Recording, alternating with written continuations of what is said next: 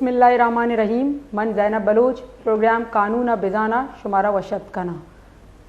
कत्ल यक सोसाइटी तो का हर वड़ी सोसाइटी भी आई तो कत्ल के भी आ कत्ल कदी भी शर गोशग न भी आ कत्ल बेगुनाया भी या दुश्मनी तहत कनक भी भले कत्ल हर सोसाइटी ता हर मजहब तहा हर जागया म बेगिंदी सरपदी हस्त या नेस्त भले मर्दम आयर शर न गुशा ये इंसान नेचर है, ये इंसान तहा वत कुदरता ये चीज़ मौजूद को था कि अगर हर जगह चुशी इंसिडेंट भी कि उधर बेगुनाया या के गुनाह तहा कसे के जनक भी कसे के कत्ल कनक भी आयर दुनिया हेच वड़ी कानून हेच वड़ी मुल्क हेच वड़ी मजहब कदी भी शर सरपद न भी मर्ची माँ हमें बाबता गप कने कि कराची तहा कारसाज एक इंसिडेंट ही बिता आ इंसिडेंट असे एक्सीडेंट केस ही बिता आ एक्सीडेंट केस तहा यक पेत या कई चौक के जनक इके राह राहोगा बितगा गाड़िया ये तेजिया अतका जतगा और हमा team on the spot Shani death बिता और पंच दगे मर्दम हमी राय सरा के गुजगा बितगा आ हम इश्तों का इंजर्ड बितगा भले सवाल इदा हमें पैदा भी कि एक एक्सीडेंट बिता इसी पुछते हकाइक चे बितगा चिया एक्सीडेंट बिता वजह चे बितगा मर्चा माँ मीडिया तहा गेश्तर हमें गिंद गई कि एक केस बाबता अलग अलग गप मैं देमा पैदा के हम गप त्रान मकानी इसी सरे असल हकाय का हम माँ देमा कारी और इसी तरह हम गप कने कि अदिलियावती चे किरदार इश्तों का अदा कन चिया के दो जान शोतगा दो जान जाया बितगा अगर ये दो जाना नी कीमत अस्ते उड़ा अदिलिया नेमगा चे आई किरदार चे बितते हमा वड़ा के मागो चाहे बेगुनाया जनक बितगा कसिए शितु का लापरवाही बिता या कसिए जोर कार कोता भले कत्ल वड़ा चारक भी जिंदगी दुनिया चे शोतगा पदा वापस अतकनकना आईनी के लोग वाला या आ लोग वाला ये चीज़ें चुतो सरपत बह गया आ लोग वाला होती दिला चूप दार गया कि यक लोग ये दो मर्दम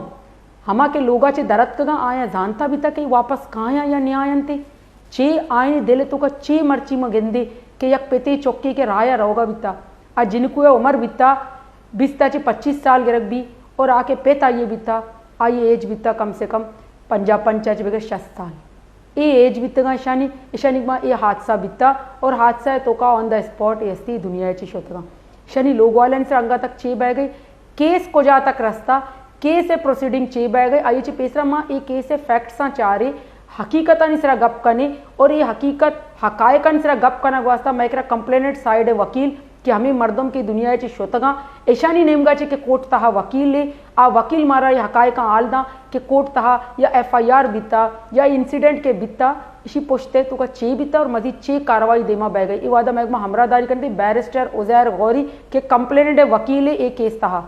अस्सलाम वालेकुम। वालेकुम सलाम जनाब। जी सर आपको खुशामदीद कहते हैं प्रोग्राम में। सर आपकी आवाज़ बहुत कम आ रही है। सर कारसाज पे जो इंसिडेंट हुआ वो जितनी उसकी मजम्मत की जाए वो कम है। वो हर इंसान जो दुनिया में रहता है और दर्द रखता है दिल में और वो जानता है कि इंसान की अहमियत क्या है, हर वो शख्स इस पे जो है वो गमज़दा है। तो क्योंकि आप कंप्लेनेंट साइड के वकील हैं तो आपसे हम यही पूछेंगे कि इस केस के जो हकायक हैं आप उनको थोड़ा बताएं कि ये इंसिडेंट हुआ कैसे, किस तरह से आ रहे थे, कैसे जा रहे थे, कौन थे, उनकी एज क्या थी। देखें यहाँ पर जो है आमना और उनके वालिद जो है वो रास्ते में थे, बाइक के ऊपर जा रहे थे। इसी दरमियान पीछे से एक लैंड क्रूजर भी एक गाड़ी आती है तो ये खातून चला रही थी और ये आके उनको जोर से हिट करती हैं। इससे पहले भी उन्होंने एक 3-4 गाड़ियों को और बाइकों को और हिट किया था। तो बस वो हिट किया उसकी वजह से जो है ना वो मौके पर ही बाप बेटी दोनों एक्सपायर्ड हो गए। चंद तो ये लोग भी कह रहे थे कि जब उसको हिट किया था और हिट करने पर ही एक्सपायर्ड हो गए थे और उसके बाद वो हवा में उड़े और कोई 50 मीटर की दूरी पे जाके गिरे। अच्छा सर, ये जब गए थे तो इनको क्या हॉस्पिटल पहुंचाया गया था या on the spot he death हो गई थी? देखें ये जो मौके के जो विटनेसेस हैं जो उस वक्त मौजूद थे वो ये वाली बात बोल रहे हैं कि उसी वक्त ही दोनों बाप बेटी एक्सपायर्ड हो गए थे। जी। अच्छा सर इस पे जो चोट लगी थी इनको, मतलब जो डेथ की वजह थी वो क्या थी? मतलब इतनी गहरी चोट लगी थी इस एक्सीडेंट की, या गाड़ी उन पे सर पे गई थी, या किस तरह से मतलब डेथ हुई थी? देखें, ये स्पीड से जो हिट मारा है उसकी वजह से जो इनकी मेडिकल रिपोर्ट में आया है उसमें सेवरल इंजरीज आई हैं। वो सेवरल इंजरीज की वजह से जो है ना, ये बस उसको जख्मों को जो है वो बर्दाश्त न करते हुए वहीं पर ही मौके पे इंतकाल फरमा गए। जी। तो सर इनके साथ साथ 5 लोग और भी थे जो केस में इंजर्ड हुए थे, वो अभी तक उनकी क्या कंडीशन है? वो क्या अभी तक हैं या उनकी भी इंजरी इतनी हैवी है? नहीं, all of them are better. इसमें एक बंदा है अब्दुल सलाम, ठीक है। तो वो अब्दुल सलाम जो है करंटली 2 दिन पहले तक ही वो दिन आईसीयू, उससे पहले वेंटिलेटर पे था, रिकवर कर रहा था वो, फिर आईसीयू में था। आज मुझे उसकी दोबारा अपडेट लेनी, क्योंकि मैंने परसों अपडेट ली थी, क्योंकि वो दिन आईसीयू एंड काफी बेहतरी उसकी तबीयत में उस वक्त आ रही थी। तो आज मैं दोबारा उससे कॉल करके थोड़ी अपडेट कर लूंगा कि पोजीशन क्या है। जी ठीक। अच्छा सर, ये जो एफआईआर कटी है, क्योंकि हमारे यहाँ देखते हैं जो 320 है, 320 जो सेक्शन है उसमें रैश ड्राइविंग की होती है, नेग्लिजेंसी शो होती है as per the PPC Pakistan penal code. तो जो एफआईआर कटी है 320 या 322 आप कह रहे हैं, तो उसको भी थोड़ा आप एक्सप्लेन कर दें कि इसमें क्या है, मतलब रैश ड्राइविंग में किस तरह से बैलेबल है, नॉन बैलेबल है, कंपाउंडेबल है, नहीं है, इन चीज़ों को। हाँ देखें, 320 जो है वो बेसिकली एक special provision Pakistan penal code के अंदर डाला गया था कत्ले खता का, कि अगर आप किसी खता की वजह से सामने वाले का अगर कत्ल कर देते हैं तो 320 सेक्शन होता है, जिसमें आपका मेन या आपकी इंटेंशन नहीं होती है। ठीक है। क्योंकि आपकी वहां पर इंटेंशन नहीं होती है तो ये ऑफेंस कानून ने उसको बेलेबल बना दिया, तो ताजीर में ये सेक्शन बेलेबल है। उसके बाद जो है अगर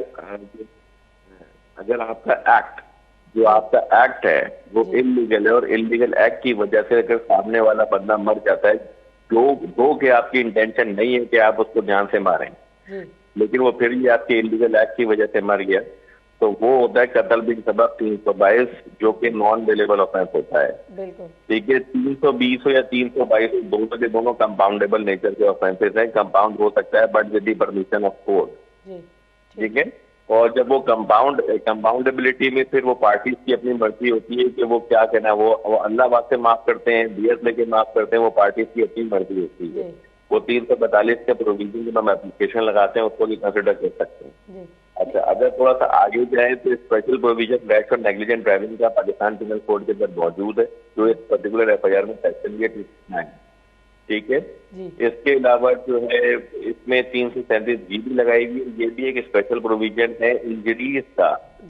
यहाँ तक कि इंजरीज पाकिस्तान पिनल कोड में मल्टीपल मेंशन है, 337 के अंदर मल्टीपल इंजरीज मेंशन है। ठीक है, जो और वजूहत हैं, अगर एक्सीडेंट की वजह से कोई भी नेचर की इंजरी होती है तो 337 के में आती है। तो वो इंजरी जो है 337, तो वो इंजरीज एफआईआर के अंदर ऑलरेडी मेंशन हुई है। तो अभी और 114 का भी रिकॉर्ड इसके अंदर हो गया, और 2 दिन पहले ही जो है कल जो है इनके जो हस्बैंड है दानिश, उन्होंने भी प्रोटेक्टिव बिल ली है हाई कोर्ट से। तो अभी तक तो ये सूरत हाल है, और अभी मेरे में एक और बात आई है कि इसके ऊपर शायद एक और एफआईआर हो गई, मेरे पास अभी कॉपी नहीं आई है, क्योंकि इसके यूरिन में जो है ना वो निकला था, क्या कहता है वो, आइस निकला था। तो वो जी उसके ऊपर एक और एफआईआर हो गई है, लेकिन ब्लड रिपोर्ट जो है उसकी वो क्लियर है, ब्लड पे कोई आइस नहीं है, यूरिन में आइस है। जी अच्छा sir, she is on custody, ये कस्टडी में है ना अभी तक, तो जो अक्यूज्ड है? जी कस्टडी में, कस्टडी, और इसका 2 तारीख तक जो है कस्टडी रिमांड हुआ है। जी अच्छा सर, ये जो मेंटली तौर पे इनकी पोजीशन बताई जा रही है, क्या वाकई वो मेंटली तौर पे जो है स्टेबल नहीं है, कि ये जो बताया जा रहा है कि वो मेंटली तौर पे ठीक नहीं है और इसीलिए उनसे ये हादसा हो गया था? देखें, ये बात जो है ना, ये उसके वकील साहब बेहतर इस बात का जवाब देंगे जब वो ये वाला प्ली देंगे। फिलहाल जो है वो जेपीएमसी की जो एक रिपोर्ट आई है उसमें वो मेंटली फिट थी, लेकिन क्योंकि उनके वकील साहब ने शुरू में ये वाली बात बोली थी कि इनका दिमागी तौर पर थोड़ा सा डिस्टर्ब है, साइकोलॉजिकली, तो वो जो भीतर वही बता सकते हैं। इस टाइम पे कोई डॉक्यूमेंट ऐसा मौजूद नहीं है कि मैं ये वाली बात पे कोई भी अपनी राय पेश कर सकें। जी अच्छा सर, उनके साथ एक और शख्सियत भी बैठी हुई थी जब वो ड्राइव कर रही थी, तो क्या उनके ऊपर भी ये तमाम जो सेक्शंस हैं वो लगाए गए हैं या सिर्फ इनके ऊपर लगाए गए हैं? नहीं, देखें, जो गाड़ी का जो ड्राइवर होता है ना, उसी के ऊपर ये सेक्शन लगते हैं। देखिए, अब बराबर वाले का क्या कसूर है? बराबर वाला जो बैठा हुआ है ना, उसका थोड़ी, जो गाड़ी चला रहा है उसका, वो उसके ऊपर ये सेक्शन लगेंगे। अच्छा सर, इसमें अभी अब मजीद प्रोसीडिंग जो केस की चल रही है उसमें जो चालान आना है या मजीद आप क्या समझते हैं कि इसमें जो अदलिया का किरदार है वो किस तरह नजर आ रहा है? देखिए, मैं हकीकत बताऊं आपको, मैं जब अदलिया तो हमेशा ही आपको पता है वो इंसाफ, बेहतरीन इंसाफ करने में मशहूर है ना हमारी अदलिया। तो अब ये है कि वो नीचे से अगर देखो तो मजिस्ट्रेट साहब ने जिस तरीके से सेक्शन का एडिशन किया 323, और अगर मैं अभी ऊपर देखूं तो वो चार्जशीट के लिए जो है 173 में अब मुझे पता चलेगा 2 तारीख को कि कैसे वो आईओ को पोस्ट करके या आईओ को थोड़ी दब देके वो मंगवाते हैं 173 सीआरपीसी की रिपोर्ट, ताकि इन्वेस्टिगेशन जल्द से जल्द कंप्लीट करके ऊपर ये मैटर भेजा जाए। तो अदलिया का तो बहुत पॉजिटिव रोल। पुलिस का रोल जो है, मुझे पहले I was not satisfied with the police role, बिल्कुल भी सेटिस्फाइड नहीं। सर, आपने कहा कि आईओ को वो मतलब प्रेशराइज करके चालान में क्या करवाएंगे, मकसद इस बात का कहने का क्या है ताकि हम देखने वालों को बता सके कि क्या इस तरह से कानून में जो एक चीज है कि उसमें प्रेशराइज किया जाता है कि अपनी मर्जी से चालान में जो चाहे वो लिखवा सकें? ये आप मेरी बात को गलत ले गई। जी, अच्छा, ठीक है। ये मैं प्रेशराइज का मतलब ये नहीं है कि वो अपनी मर्जी से जो चाहेंगे लिखवा लेंगे, ये कर ही नहीं सकते, क्योंकि आईओ का कंप्लीट डोमेन है। आईओ को कोई भी प्रेशराइज नहीं कर सकता। कोई जज हो, सुप्रीम कोर्ट का भी जज हो, वो इन्वेस्टिगेशन में इंटरफियर नहीं कर सकता। ये आईओ का डोमेन है। यहाँ प्रेशराइज का मतलब ये है, जो टाइम पीरियड कानून में मेंशन है 14 दिन के अंदर चार्जशीट जमा करवाने का, वो 14 दिन में जमा करवाए। नहीं जमा करवाता तो फर्दर 3 दिन के टाइम में 3 दिन और देगा, तो 17 दिन के अंदर अंदर मजिस्ट्रेट पाबंद करता है आईओ को कि भाई तुम चार्जशीट जमा करवाओ, नहीं करवाओगे मैं तुम्हारे खिलाफ 166 पाकिस्तान पिनल कोड की कार्रवाई करूंगा। बिल्कुल। अच्छा सर, इसमें जो जिस फैमिली की जो ये इस इंसिडेंट में जो बच्ची की डेथ हुई है, उनके फादर की डेथ हुई, इनका फैमिली बैकग्राउंड क्या है? किस तरह की फैमिली से, बड़ी हाई फाई फैमिली है या बड़ी किस तरह की मिडिल क्लास फैमिली है, किस तरह की फैमिली की है ये? मैं आपको हकीकत बताऊं, बहुत गरीब लोग हैं, अल्लाह ताला उनके हालात देते। जी बिल्कुल सर, मतलब ये जो बाप बेटी थे, ये जा रहे थे, ये कहीं जॉब से आ रहे थे या किसी जगह से आ रहे थे कि इनके साथ ये हादसा हुआ, और इनके लवाहिकीन की इस वक्त की जो हालत है वो क्या होगी? मतलब वो इंसाफ के लिए क्या रोडों पे आएंगे? अब रोडों पे जो प्रोटेस्ट हो रहा है। अपनी बेटी को पिक करने गए थे जी, वो अपना जो सॉफ्टवेयर हाउस होता है उसमें काम कर रही थी, उसको पिक करके वापस घर पे आ गई। अब देखें, मैं एक और बात बोलूंगा कि हमारे बदकिस्मती से हमारे मुल्क का एक सिस्टम चलता आ रहा है, ठीक है, और वो सिस्टम काफी हद तक लोग जस्टिफाइड किए होते, ये वाली बात बोलते हुए कि इंसाफ या तो देर में मिलता है या इंसाफ मिलता है, ठीक है। तो लेकिन जो अब लोग खुद देख रहे हैं ना, दो केसेस जो है सोशल मीडिया हाई जिनको मिल जाती है, वो उन केसेस का दिनों में फैसला होता है। जैसे आप सैनब केस की देख लें, सैनब जैसे मल्टीपल वर्क केसेस भी होंगे पाकिस्तान के अंदर, लेकिन उनको मीडिया हाइप नहीं मिली, तो वो रेगुलर बेसिस पे चलना शुरू हो गया। अब जैसे मेरा तो हर रोज का काम है, मैं तो हर रोज ऐसे कैसे देख रहा होता हूँ, वो रेगुलर चल रहे होते हैं, लेकिन अगर मीडिया हाइप केस हो जाता है ना, उसको जल्दी रखना है। तो ये चीज मेरे हिसाब से हमारे जुडिशल सिस्टम को और हमारे इन्वेस्टिगेशन बॉडीज को, इदारों को देखना चाहिए कि भाई हर केस को उसी तरीके से डील करें जैसे कोई हाई वाला केस होता है। इस चीज को थोड़ा कवर अप करना चाहिए हमारे सिस्टम को। ठीक। अच्छा सर, इसमें ये है कि क्योंकि कानून में आप देखिए कि कोई अगर खातून है तो उसको कुछ जगह पे ऐसी चीज़ों पे रिलीफ भी दिया जाता है, कुछ ऐसे केसेस में, बाद हमने ऐसे केसेस देखे जब तक कि बड़े हैवी केस नहीं आते उसके अलावा उसको बेल भी इजीली मिल जाती है क्योंकि वो खातून है। तो इन कंडीशंस को भी देखते हुए आप क्या समझते हैं कि क्या ये उनको बेनिफिट नहीं मिलेगा इस केस में? देखें, एक चीज हमारे कानून में अगर कोई बेनिफिट खातून को दिया गया है ना, तो वो लेजिस्लेशन डिमांड कर रहा है जज को वो चीज देना पड़ेगी उस खातून को बेनिफिट, जज को देना पड़ेगा। जैसे मैं मिसाल दूं, इस केस के अंदर पुलिस कस्टडी रिमांड में हुआ, जुडिशियल कस्टडी रिमांड हो गया, ठीक है। अब जुडिशियल कस्टडी रिमांड कानून में प्रोविजन है, सिवाय कत्ल या सीरिया डकैती स्थिति के अलावा औरत का जो है आप फिजिकल कस्टडी रिमांड दे ही नहीं सकते हैं, पुलिस कस्टडी रिमांड दे ही नहीं सकते हैं। ठीक है, तो इसी वजह से उस लड़की का फौरन जुडिशियल कस्टडी रिमांड हुआ है। तो अगर कानून में प्रोविजन है तो ये है। अब या तो हमें कानून को इस तरीके से रिफॉर्म करना पड़ता, अब कानून को रिफॉर्म करने के लिए हमें जो है क्रिमिनल लॉ अमेंडमेंट्स लेके आनी पड़ेगी, क्योंकि ये प्रोविंशियल लेजिस्लेटिव लिस्ट का प्रोविजन है। तो या तो हमारे कानून के अंदर ऐसे चेंजेस आए कि कुछ ऐसे केसेस के अंदर जो है ना, जो जैसे जिससे एक्सीडेंट्स ऐसे इन्वॉल्व हो या कत्ल के केसेस हो, उसके अंदर थोड़े से स्ट्रिक्ट हो जाएंगे, तो आई थिंक काफी हद तक बेहतर हो जाएगी। जी, लेकिन सर इसमें अगर सेक्शन 302 लगा है दैट इज बेलेबल और सेक्शन 322 लगा है, तो उसकी पनिशमेंट को देखते हुए भी ये नहीं लगता कि बेल इजीली हो जाती है? देखिए 322 की सजा सिर्फ दिया है जी, ये मैं क्लियर कर दूं। बिल्कुल 322 की सजा सिर्फ दिया है। अच्छा, ये पर्टिकुलर एफआईआर के अंदर और चार्जशीट के अंदर हम ये चाहते हैं, चार्जशीट के अंदर सॉरी चार्जशीट के अंदर हम ये चाहते हैं कि 320 रीड विद 322, क्योंकि 320 की सजा मौजूद है 10 साल। ठीक है, वरना 320 को अगर आप सिर्फ देखें तो उसकी तो सजा ही सिर्फ दिया था ना, बाकी तमाम सेक्शन भी मौजूद है, उनकी सजाएं हैं, पर बहुत छोटी मोटी भी सजाएं, बड़ी सजाएं नहीं है। तो अगर जो सजा के लिए सिर्फ 320 रीड विद 322 होना चाहिए। ठीक है। अच्छा सर, इसमें जो मेडिकल रिपोर्ट है उससे आप कितना सेटिस्फाई हैं कि जो मेडिकल रिपोर्ट आई है वो बिल्कुल इस केस के बुनियादी हकाइक को पेश कर रही है? देखिए, अभी तक मेडिकल रिपोर्ट से जो है, मेरी अभी बात हुई थी क्लाइंट से भी, मेरे हाथ में medical report I, I am very satisfied with the medical report. लेकिन मुझे एक चीज समझ में अभी भी नहीं आ रही है, जिसके बारे में मैं जरा डॉक्टर से, जो एक्सपर्ट डॉक्टर्स हैं उनसे भी मैं जरा रुजू करने वाला हूं कि लड़की के ब्लड में से कोई आइस डिटेक्ट नहीं हुई है, लड़की के यूरिन में से आइस डिटेक्ट हुई है, ये क्वेश्चन मार्क है। ठीक है, and this needs to be answered.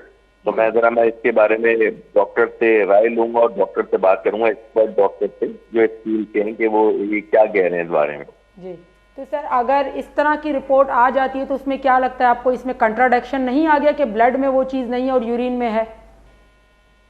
इसी वजह से मैं कह रहा हूँ कि मैं एक डॉक्टर से एडवाइस लूंगा। लेकिन ये है कि अगर यूरिन में आ गई है तो फिर सब्सिक्वेंटली मेरी नॉलेज में अभी आया है कि उसके ऊपर शायद जो है ना एक और एफआईआर भी कर दी गई है। ठीक है, एफआईआर की कॉपी मेरे पास आई नहीं है। अब मुझे एक और बात इससे कंफ्यूजन पैदा हो रहा है, ये सेकंड एफआईआर जो इन्होंने की है, देखें हमारा एक बड़ा मशहूर कोर्ट है सुगरा बीबी केस, ठीक है, सुप्रीम कोर्ट का। मैं ये चाहूंगा कि हमेशा मेरे क्लाइंट का जो केस है ना वो अच्छा हो, क्योंकि मैं अपने क्लाइंट की इंस्ट्रक्शन के ऊपर काम कर रहा हूँ। ठीक है, मैं ये चाहूंगा कि उसका केस अच्छा हो। इस तरीके से अगर ठीक है सेकंड एफआईआर कर देती है और कानून में अगर वो बात है, कानून में मना है, तो वो हमारे खिलाफ भी बात जा सकती है। ठीक है, लेकिन ये है कि अभी तक ये फेवर में पोजीशन है कि इन्होंने शायद सेकंड एफआईआर इन्होंने कर दी है, लेकिन मेरे पास एफआईआर मौजूद नहीं है, तो इसके बारे में मैं ज्यादा कमेंट नहीं कर सकता। बिल्कुल सर, अगर नशे की हालत में उनके साथ ये इंसिडेंट हो गया या ये हादसा हो गया या लोग मर गए, तो इसको किस नजर से देखा जाएगा कानून में?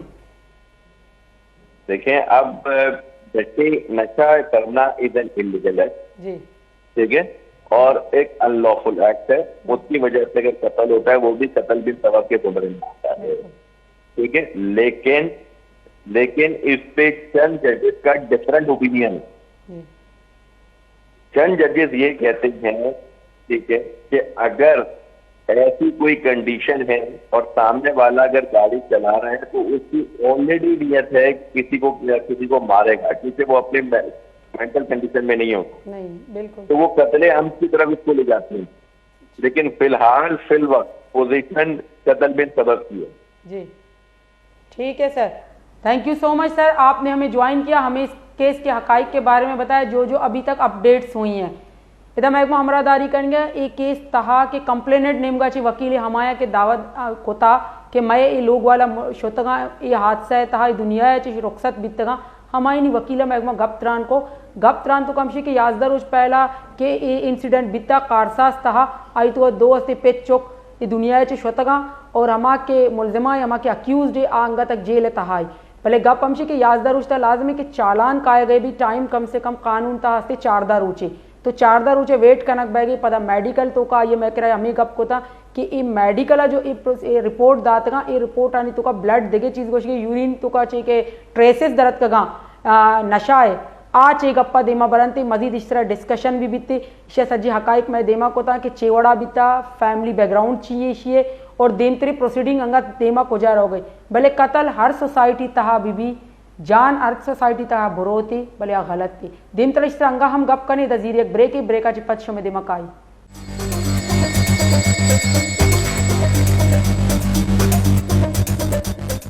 ब्रेका चिपत शुमारा वशत कने मैं गप कर गई थी कि कारसास तहा के चुशी हादसा ही बिता आई तो कि इंचो जान शोतगा बाजी अंचे इंजर्ड भी हस्ता जख्मियाँ अंगा तक आईनी ट्रीटमेंट है प्रोसेस भी बह गई भले हमें के मुलजमाई ये हस्ती अंगा तक जेल तहाई एक केस तो का गेश्तरी अपडेट चे बह गया भले एकदम देखे गप कने कि ह्यूमन राइट्स नेमगा चे इसी तरह रैली हम कशक बीता वस्ती के 2 रोज साइरो सारिया पता पेसरा हम माँ दीता कि इस तरह प्रोटेस्ट कनक बीता पर्चा प्रोटेस्ट कनक बीता ची इंसाफ तकाजा $8 जाहिर न बह गया कि प्रोटेस्ट कनक बह गई या प्रेशराइज या ची वजह के प्रोटेस्ट बह गए हम इस गप कने ये वादा महकमा हमरादारी कर गई प्रेसिडेंट सोच औरत है या कि इदारा ह्यूमन राइट्स ऑफ पाकिस्तान है इदारा सोच औरत आई प्रेसिडेंट कुरतुलैन अस्सलाम वालेकुम।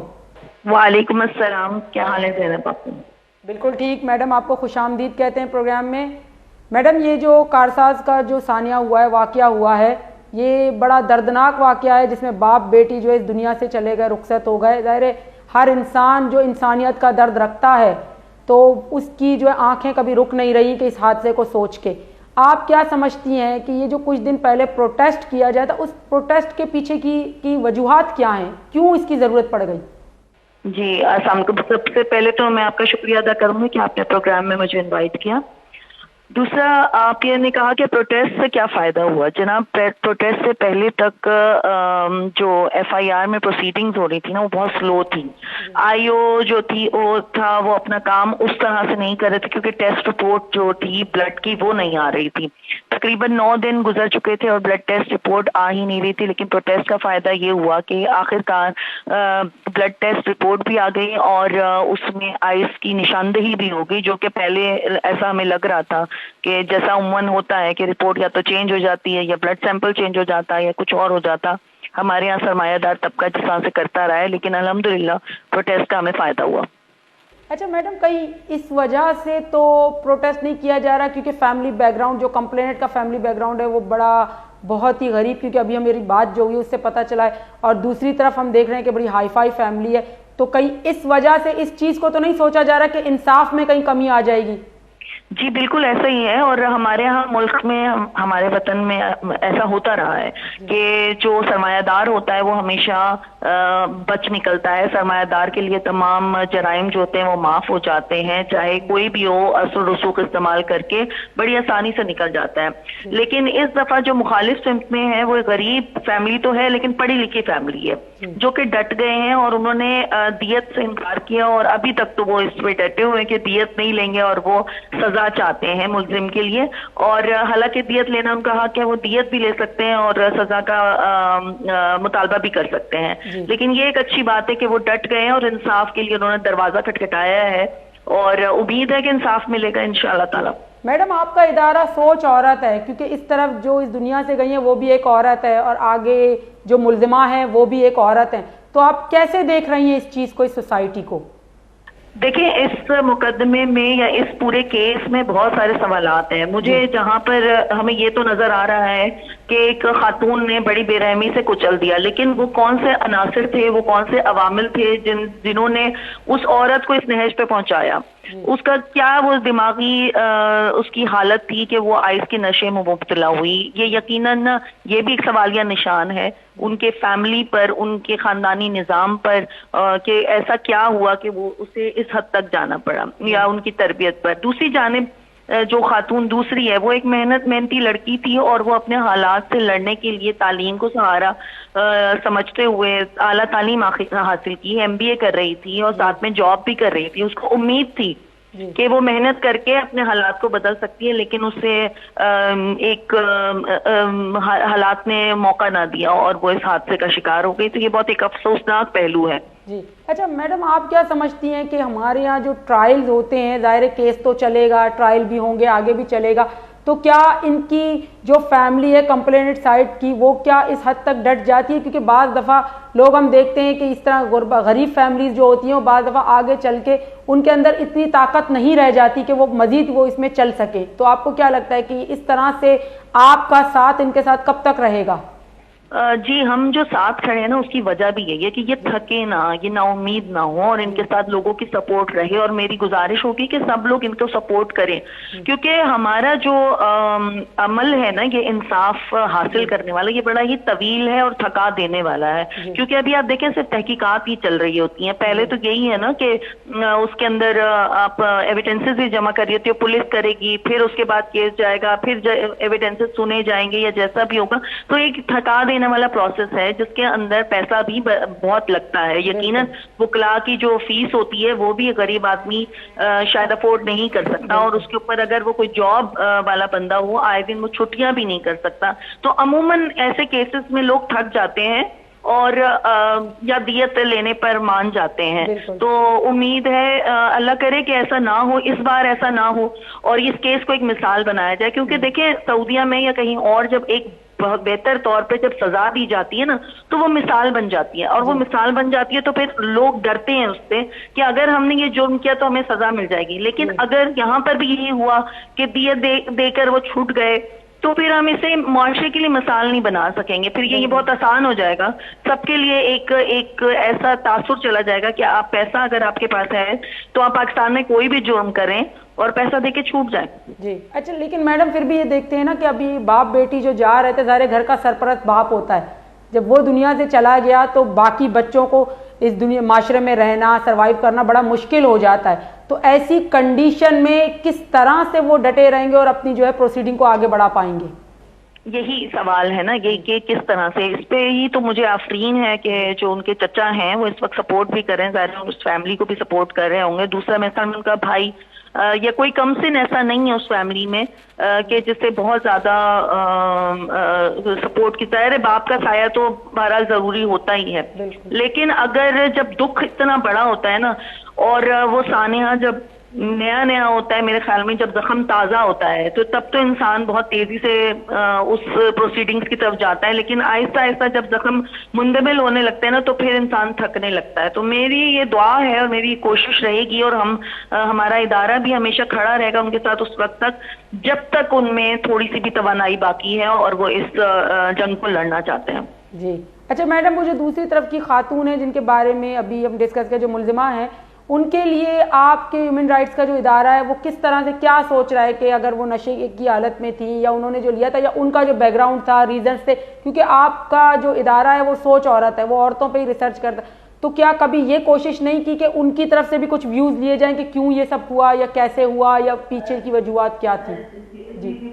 अभी हमने एप्लीकेशन तैयार की है और हमने एप्लीकेशन दायर की कि हम नताशा से मुलाकात करना चाहते हैं, क्योंकि हम भी सुनना चाहती हूँ। मैं उनकी पर्सनली मैं खुद सुनना चाहूंगी कि उसकी क्या साइड ऑफ स्टोरी थी, आखिर वो किन वजूहात की वजह से इस तेजी से गाड़ी और इतना नशा उसको क्यों करना। क्योंकि बहैसियत औरत वो जरूर वो किसी न किसी अवामिल से तो गुजरी होगी ना, कि जो वो इस हद तक पहुंची कि वो इस नशे की आदी भी हुई और फिर इस तेजी से गाड़ी निकाली। यकीनन वो क्या गुस्से की हालत में थी या क्या उसका मसला था, मुझे ये भी जानने की का तजस्सुस है कि बहरहाल के वो ऐसे कोई अगर करता है और इतना नशा करता है तो उसके पीछे कोई ना कोई वजह होती है। जी।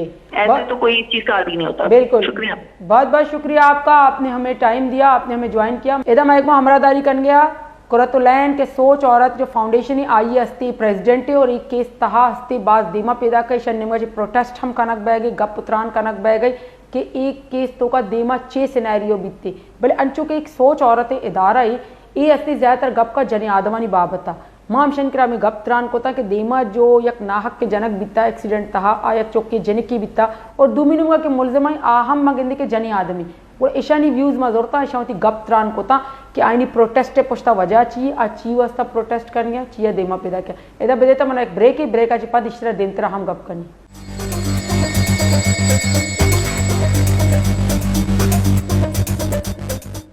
ब्रेकाची पद शुमारा वशत कने अंचुके मा गप कन गए थे कि कारसास्ता यक इंसिडेंट बिता तो का के इंचो मर्दम जनक बिता माशरा सोसाइटी शेर चिपे मचारी थी ए वादा मां हमें केस बाबता देखिए एक्सपर्ट के जीरे के कानून तहत आइए व्यूज चिया मां एदा इगमा गप्त्रान कने जो स्पोर्ट्स कने कि अगर चुशी इंसिडेंट बयान थे और अदालत और कानून निमगा जे चे केर दादा कनक बीती के चे केर जोड़ कनक बीते के इंसाना सरपदी बेरसी चे के कत्ल डोले या एक मर्दमी के बिमरी आके गलती सरा बिमली नेग्लिजेंस सरा बिमरी या के जबरदस्ती कोशक भी कत्ल हेच माशरा एक्सेप्ट कनक न बीते हमशी तरह गप कने आई भी व्यूज जीरे एटीम महकमा हमरादारी कन गई एडवोकेट यासीन आजाद ए फॉर्मर प्रेसिडेंट हम बीता सुप्रीम कोर्ट है हमशी व्यूज जीरे एज अ लीगल एक्सपर्ट के ए चे उसी केस बाबता। अस्सलाम वालेकुम सर। वालेकुम सलाम सर, आपको खुशामदीद कहते हैं प्रोग्राम में। सर, आपने कराची में जो ये इंसिडेंट हुआ था आज से 11 दिन पहले, ये कारसाज पे जिसमें एक बाप बेटी जो है इस दुनिया से रुखसत हो गए, 2 बंदे इसमें जो है उन दुनिया से रुखसत हो गए और 5 इसमें जो है उनकी इंजरी हुई है बड़ी। तो आप इस तरह के मैटर्स को एज अ एक्सपर्ट किस तरह देखते हैं जो इस तरह के हादसे होते हैं? हमारे यहाँ तो एक प्रॉब्लम तो है कि जो एक्सीडेंट केस होते हैं जिसमें कई लोग कभी मर जाते हैं या जिस तरह ये स्पेशल केस है जिसमें हुआ, तो अल्लाह वाला जो इस वक्त तक एविडेंस सामने आई है उससे तो साफ जाहिर होता है कि ये जो खातून थी जो गाड़ी ड्राइव कर रही थी वो तो एक नशे की हालत में भी बताया जा रहा है उसका। नंबर 2 ये भी बताया जा रहा है कि उसके पास ड्राइविंग लाइसेंस भी नहीं था। तो ये नेग्लिजेंस तो है और ज़ाहिर है कि नेग्लिजेंस है तो फिर तो डिपेंड करता है एविडेंस पे। जब केस का चालान होगा, एविडेंस कंप्लीट होगी, तो बहुत सारी एक्सीडेंट केस में देखना पड़ता है कि एक्सीडेंट की वजूहत क्या थी, क्या जो एक्सीडेंट हुआ वो वाकई कहीं ब्रेक फेल होने से तो नहीं हुआ या वो नेग्लिजेंस तो नहीं है उसका, और उसने गलत ड्राइविंग की वजह से ये इंसिडेंट हुआ। तो हमारे यहाँ ये तो प्रॉब्लम है कि जो लोग ड्राइविंग करते हैं वो रैश और नेग्लिजेंट ड्राइविंग करते हैं और अगर लाइसेंस नहीं है तो वो अपनी जगह एक जुर्म है, सैकड़ों लोगों की जान जाती है। तो ये बहुत सारे मामला हैं जिनको देखा जाता है। लेकिन तो अगर कोई नशे की हालत में रैश ड्राइविंग करता है और जान चली जाती है तो क्या वो चीज़ काउंट नहीं होगी कि आया ये नशे में थी? इसको फिर कत्ल में कन्वर्ट किया जाएगा या ऐसा ये भी जो है वो नेग्लिजेंस ड्राइविंग की वजह से वो डेथ हो गई? खास लाइसेंस भी नहीं है, वो बंदा नशे में बैठा और नशे की हालत में एक्सीडेंट है तो फिर सेक्शन चेंज हो जाएगी। कत्ले आम में भी आ सकता है या एक्सीडेंट भी हो सकता है, लेकिन डिपेंड करता है फिर एविडेंस पे। अब मोटर व्हीकल की क्या रिपोर्ट है? तो रिकवरी में उसके जब वो गाड़ी ड्राइव कर रही थी तो उसके पास लाइसेंस या नहीं था और वाकई जगह नशे की हालत में थी, तो इसका मतलब है उसको कानून की कोई परवाह नहीं थी जिसकी वजह से रैश नेग्लिजेंस किया और दर्जनों लोगों की जान ली है। तो फिर तो ज़ाहिर के एविडेंस होगा। और आजकल आपको पता है इवन एक्सीडेंट केस में भी अगर तो बात होता है तो कसास और दियत का मामला आ जाता है उसमें। तो बहुत सारे मामला हैं, लेकिन डिपेंड करता है एविडेंस पे। और जब चालान पेश हो जाएगा, एविडेंस रीड हो जाएगी, प्रोसीडिंग होगी, प्रोसीडिंग में जाके पता चलेगा कि ये तमाम एविडेंस जो है वो सही क्लियर की गई। फिर जो पोस्टमार्टम की रिपोर्ट है। एक्सीडेंट केसों में आप क्या समझते हैं जो एविडेंस के तौर पे होते हैं वो किन चीज़ों को ज़्यादा इंपॉर्टेंस दी जाती है? फॉर एग्जांपल मेडिकल रिपोर्ट हो गया, या जहाँ पे इंसिडेंट हुआ, या नशे में थी नहीं थी, या औरत या मर्द थी, जेंडर, क्या किस चीज़ को ज़्यादा मतलब वो एविडेंस के तौर पे हम देख सकते हैं? देखिए, पहली बात यह है कि जब एक्सीडेंट होता है तो बहुत सारे मामला होते हैं। मिसाल के तौर पर ब्रेक फेल हो गया, उस केस की पोजीशन चेंज हो जाएगी। लेकिन जिस तरह मैंने पहले कहा और आपने जिस तरह सवाल किया कि वाकई अगर वो ड्राइविंग लाइसेंस उसके पास नहीं था और वो वाकई अगर नशे में थी, तो इसका मतलब यह है कि उसने जो कुछ किया वो काबिल गिरफ्त है और काबिल सजा है। तो फिर डिपेंड करता है कि जो पुलिस चालान पेश करती है वो 320 में करती है, 322 में करती है, किस में चालान पेश करती है। तो हर सेक्शन की उस सेक्शन के हिसाब से जो एविडेंस सामने आती है उसके मुताबिक जाके सजा बनती है। लेकिन ये केस इतना सीरियस टाइप का था कि गाड़ी चलाने वाली खातून तो बच थी, लेकिन जो जिस तरह उन लोगों की जान गई है तो उसमें लापरवाही तो थी। और बाकी जिस तरह एविडेंस जितना नशे और लाइसेंस का मामला आता है, तो अगर किसी के पास लाइसेंस नहीं है तो वो भी जुर्म है, कोई नशे की आदत में है तो वो भी जुर्म है। फिर ये डिपेंड करता है कि पुलिस जो चालान पेश करती है वो कौन कौन से सेक्शन में करती है और क्या एविडेंस कलेक्ट किया, मोटर व्हीकल वाला क्या रिपोर्ट देता है। ये तमाम चीजें जो है ना फाइनल एविडेंस में जाके कंसिडर होंगी। लेकिन फॉर द टाइम बिंग वो बेल का केस नहीं रहता, मुश्किल हो जाता है। और ऐसे शख्स को बेल मिलनी भी नहीं चाहिए इतनी जल्दी, जो इस अंदाज में गाड़ियाँ चलाते हैं, लोगों की जान से परवाह नहीं करते और बेगुनाह लोगों को मारे जाते हैं। सर, अगर एक खातून है, क्योंकि मुलजिमा जो है, अक्यूज जो है वो खातून है, तो उसको किस तरह देखा जाएगा? इक्वल देखा जाएगा, चाहे वो मर्द है या औरत है, इक्वल देखा जाएगा या कुछ रिलीफ भी है कानून में? नहीं, मेरे नजदीक मर्द औरत के लिए अगर कोई जुर्म करता है तो कोई डिस्क्रिमिनेशन नहीं है। एक औरत को जिसने गाड़ी दी, अगर घर वालों को ये पता था कि ये औरत गाड़ी चलाना जानती नहीं, मैं अपने घर के किसी फर्द को गाड़ी दे दूं और वो गाड़ी चलाना जानता ही नहीं या वो इतनी लापरवाही से चलाता है, उसके पास लाइसेंस नहीं है। बाज़ वक़्त आपको पता है कि माइनर बच्चे भी पकड़े जाते हैं गाड़ी चलाते हुए, तो उसमें जिम्मेदारी किसकी है? पेरेंट्स की है कि उसने उस बच्चे को गाड़ी दी क्यों ड्राइव करने, आखिर क्या बैकग्राउंड था उसका। अच्छा सर, ये जी सर, ये जो मेंटली तौर पे जो कंडीशन बताई जा रही है, अगर इस तरह के एक्सीडेंट हो जाता है और मेंटली तौर पे बताया जाता है कि वो मेंटली तौर पे ठीक नहीं है, तो क्या इसको भी एज एविडेंस उसके फेवर में यूज किया जा सकता है? देखिए, मेंटली अगर सही नहीं है तो वो गाड़ी लेके निकलेगा कैसे आदमी और क्यों निकलता है? और उसको गाड़ी दी किसने? इतनी बड़ी गाड़ी वो चला रही है तो अब वो मेंटली डिस्टर्ब कैसे हो सकता है? तो मैं नहीं मानता कि वो मेंटली डिस्टर्ब थी। ये तो कानून से बचने का एक रास्ता ढूंढा जा रहा है, तो रास्ता ढूंढने पे डिपेंड करता है फिर वो एविडेंस है। लेकिन मैं नहीं समझता कि इस ग्राउंड पे उसको कोई बेनिफिट मिलेगा या इस ग्राउंड पे उसको कोई बेनिफिट मिलेगा कि फीमेल है और ये मेल है। कानून के अंदर इस टाइप की कोई गुंजाइश नहीं है। और ऐसा औरत अगर मर्डर करती है, मर्डर केस अगर प्रोसीड होता है, साबित होता है, तो क्या उस औरत को सजा नहीं होगी? बेल की हद तक गुंजाइश कभी कभार दी जाती है, लेकिन डिपेंड करता है केस पे। बिल्कुल। अच्छा सर, इसमें पनिशमेंट जो है, क्योंकि जो सेक्शंस लगे हैं वो 320 एंड 322, तो इनमें जो है दियत का ज़्यादातर जो है वो दियत ही पनिशमेंट है। अगर दियत एग्री ना करें या ना लें तो फिर क्या वो नहीं ले सकते? कंप्लेनेंट को यह हक हासिल है कि वो मना कर सकता है कि दियत नहीं चाहिए? देखें, फीस अबिल्लाह माफ करना जी, जो बातों पे है, जिनके बच्चे हैं उन पे डिपेंड करता है। ठीक है। वो किसास देते हैं, दियत देते हैं या फीस अबिल्लाह माफ करते हैं। इवन आपको पता है अब 302 भी कंपाउंडेबल किया गया, लेकिन डिपेंड करता है कानूनी वासों पर। फर्ज किया कोई बीच में नाबालिग बच्चा है मरने वाले का, तो वो तो अपना राइट गिव अप तो नहीं करेगा ना। उसके लिए उसका फादर है एज ए लीगल गार्जियन, अगर वो मामला को लेता है तो तब पोजीशन डिफरेंट हो जाएगी। मैं ये समझता हूँ कि ये जो केस है, जिस केस का हवाले से आप बात कर रही हैं, ये बहुत सीरियस टाइप का इशू है। और इसमें मेरी अपने इतलात के मुताबिक उस खातून के पास ड्राइविंग लाइसेंस था ना, वो नशे की हालत में भी बताई जाती है।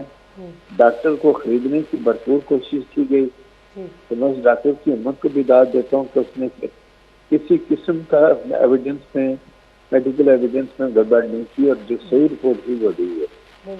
तो अगर मेरी इतलात के मुताबिक डॉक्टर को खरीदने की भरपूर कोशिश की गई, लेकिन डॉक्टर ने देखा। तो ये बड़ी बात है इस सोसाइटी के अंदर।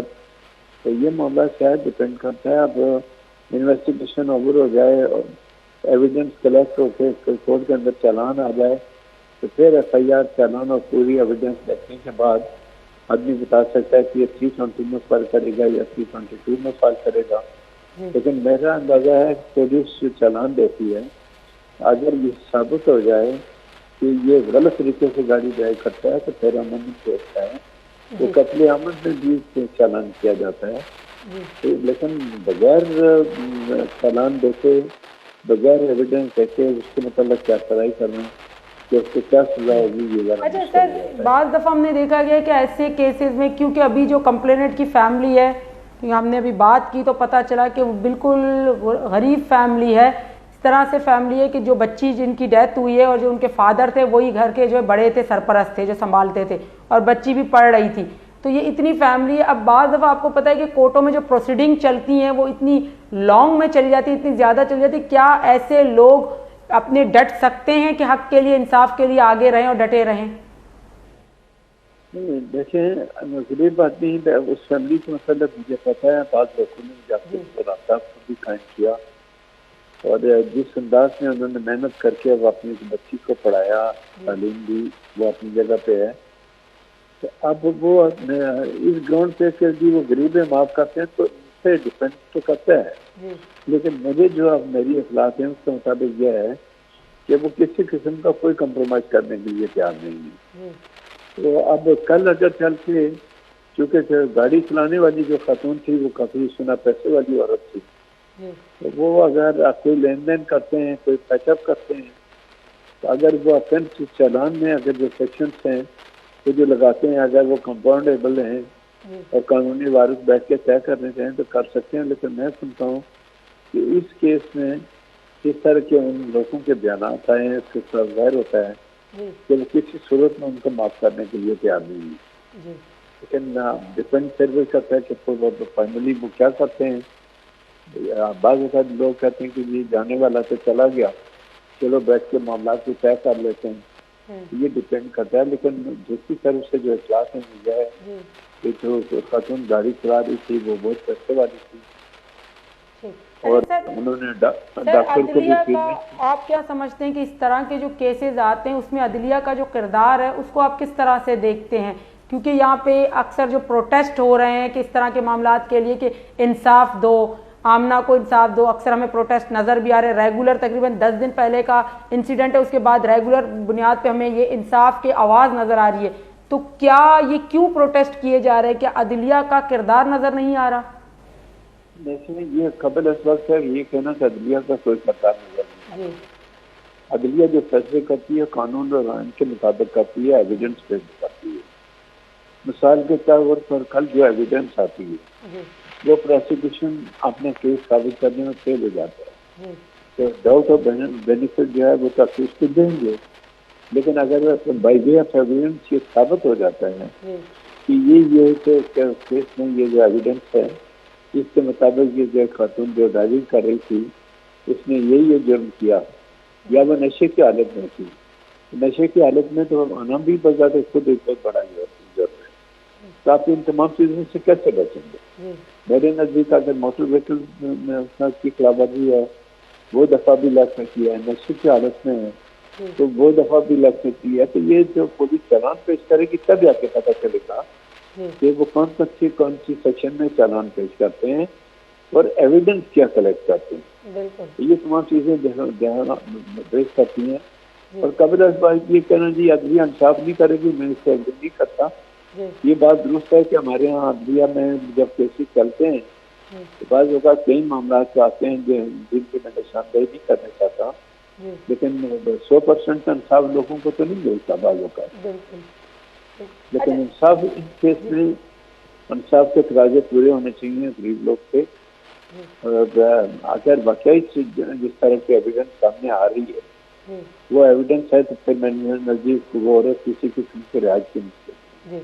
अच्छा सर, इसमें जो हम देख रहे हैं अक्सर जो अभी मेडिकल की एक रिपोर्ट आई है उसमें ये बताया गया कि जो ब्लड में जो सैंपल्स हैं उसमें जो है वो नशे के आइस के ट्रेसेस नहीं मिले, लेकिन यूरिन के अंदर जो है आइस के ट्रेसेस मिले हैं।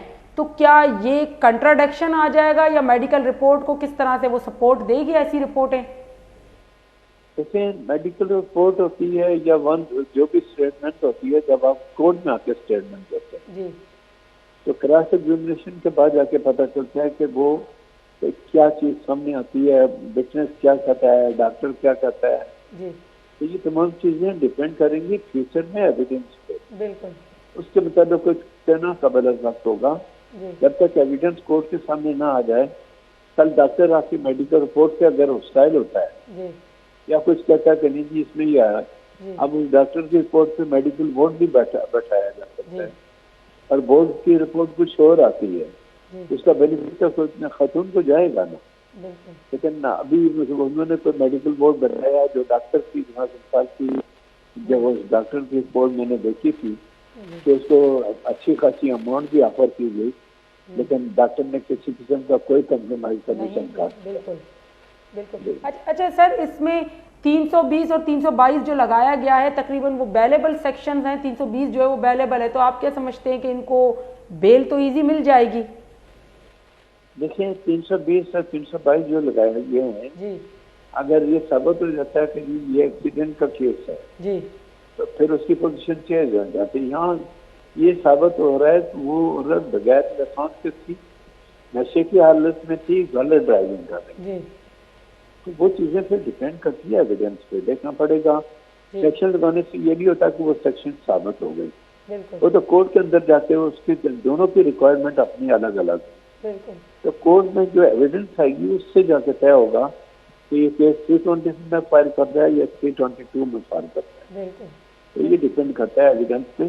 फाइनल एविडेंस जब विटनेस भी होंगे, मौके से गवाह भी होंगे कि वो गाड़ी किस स्पीड से चला रही थी, गाड़ी जब एक्सीडेंट होता है तो वहाँ एक अंदाजा हो जाता है कि गाड़ी को वो जो स्पीड का दिया होता है उसमें जाहिर हो जाता है कि वो गाड़ी किस स्पीड से चला रही थी।